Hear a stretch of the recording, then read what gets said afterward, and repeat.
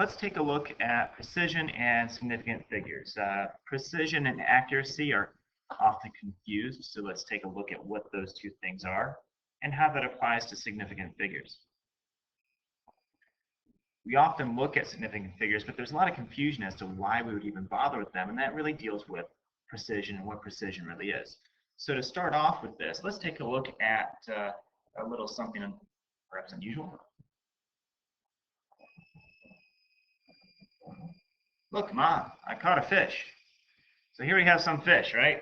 Apparently I decided to start dissecting. Poor guy.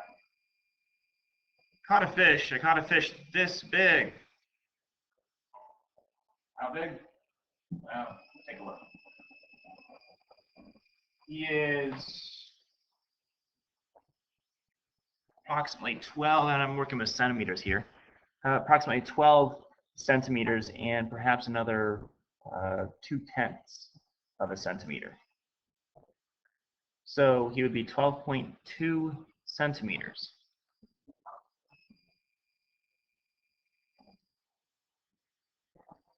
That's the measurement I have.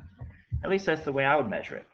But imagine for a moment that we have some sort of ruler that perhaps has been beat up for a few years. The little hash marks aren't so easily visible, and perhaps the only hash marks you can really see are the whole number hash marks.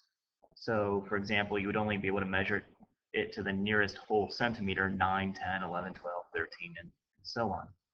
So in that case, if I have a friend who caught a fish and has such a ruler, he would measure that to be approximately 12 centimeters, maybe a little more. You could probably guess a little bit to be a little bit more than 12, but he'd have a hard time being very precise with his measurement. That is truly what it means to be precise, because he's not able to duplicate that measurement time and time again. If he had a fish that was very slightly larger, he would still say it was 12 centimeters, to where I, with a more specific ruler, could say it's 12.3. And I would be able to do that time and time again, and that refers to precision. So the very fact that I'm able to do this means that, let's say I catch several fish and I measure them all to be 12.2 centimeters. I catch 3 fish.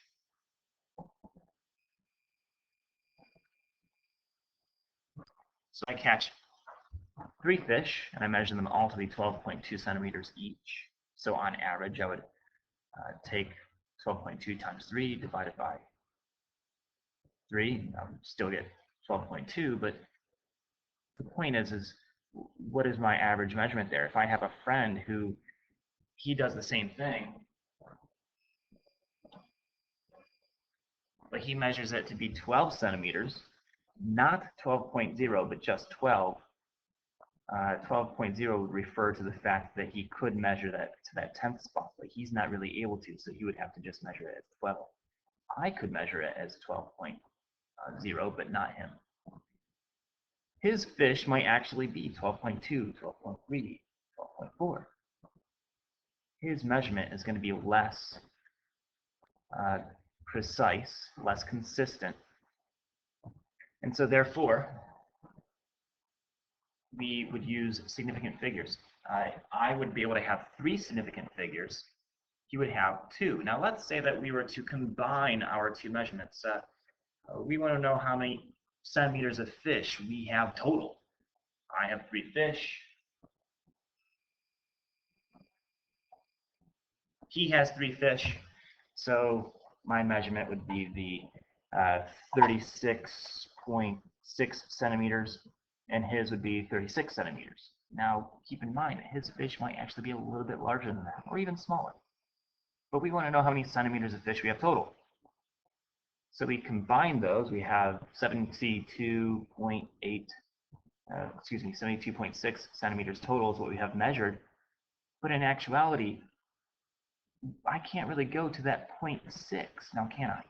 Because his inaccuracy, or really imprecision of measurement, totally counteracts anything that I do. So in total,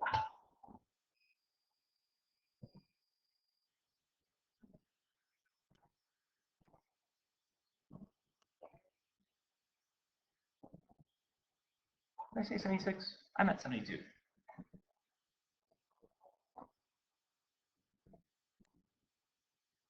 would have 72 centimeters total, not 72.0, but just 72 centimeters. And this is why we would express it in scientific notation.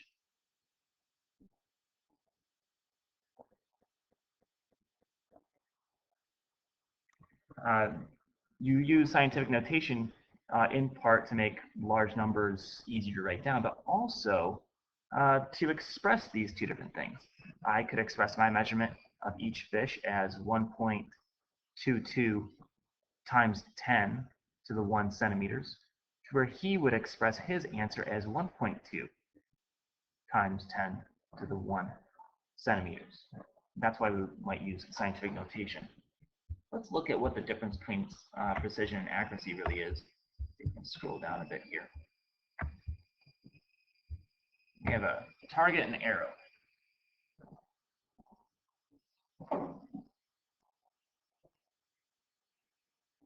With an infinite cloner, so oh, that didn't work. This thing just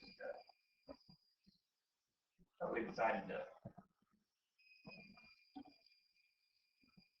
not be friendly at all. It keeps on grouping. Group, I say, group together. And be an infinite clone for me. There we go. Bam, look at that. Right on target. Is that precise? Is it accurate? Well, I've only shot one arrow, so it can only be accurate, actually. I haven't shown any precision yet. You see, precision refers to the ability to be able to reproduce something over and over again. Yes, that shot was accurate, but what if the rest of my shots are somewhere else?